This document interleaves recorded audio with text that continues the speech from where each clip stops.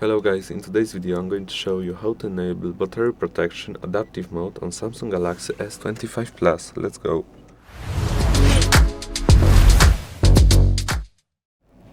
Okay guys, so all we need to do is here we go to settings, then you scroll down a little bit to battery, which is right here, then you click battery protection, then you at the last option you have is adaptive protection. You click it, and what it means is that your phone learns your sleeping patterns. For example, if you go to sleep at 10 p.m. and wake up at 7 o'clock, it will charge your phone after 10 p.m.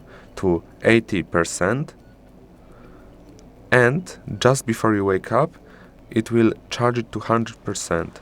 But if your sleep patterns are irregular, it may sometimes work and sometimes it may not work, so be cautious of that. Okay guys, thank you for watching, have a good day and goodbye. Don't forget to like and subscribe.